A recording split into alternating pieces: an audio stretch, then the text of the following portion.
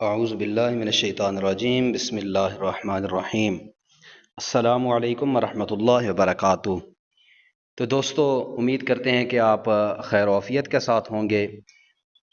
آج ہم پڑھ رہے ہیں اپنے فارسی گرامر کورس میں شامل کتاب تنویر مصدر فیوز کا سبق، اور آج کا ہمارا سبق ہے مفعول معہو کا بیان۔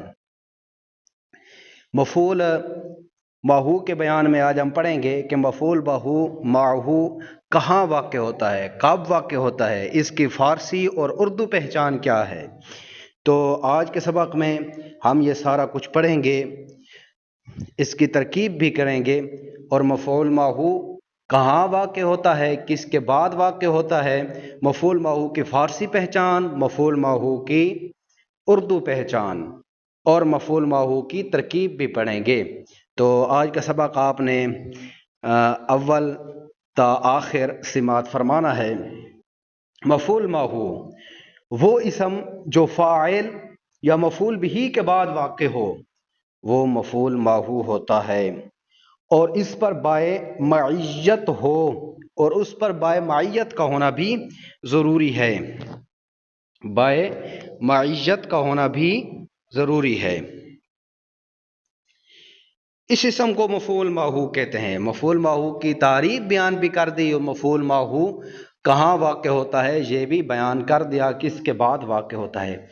مفعول معہو وہ اسم جو فاعل یا مفعول بھی کے بعد واقع ہو اور اس پر بائے معیت ہو، اس اسم کو مفعول معہو کہتے ہیں۔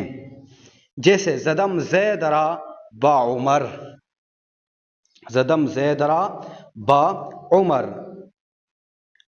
زدم یہ ان ہمارے صیغوں میں سے ہے جو صیغے فعل بفاعل ہوتے ہیں، فعل بفاعل ہوتے ہیں۔ صیغہ واحد حاضر، جمع حاضر واحد متکلم، جمع متکلم، یہ چار صیغے فعل بفاعل ہوتے ہیں۔ بار بار آپ کی خدمت میں عرض کر رہے ہیں، تو یہ ان چار صیغوں میں سے صیغہ واحد متکلم ہے۔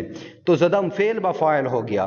اگر آپ اسے فاعل کی اردو پہچان کے ذریعے سمجھیں، پہچانیں، تو آپ وہ بھی پہچان سکتے ہیں۔ زدم مارا، کس نے مارا؟ جواب آئے گا میں نے مارا۔ میں نے کس کا ترجمہ ہے؟ میم ضمیر مرفوع متصل کا، تو ضمیر مرفوع متصل ہو جائے گی ہمارا فاعل۔ زدم فعل بفاعل۔ آگے ہم سوال کریں گے میں نے مارا، میں نے کس کو مارا؟ تو جواب آئے گا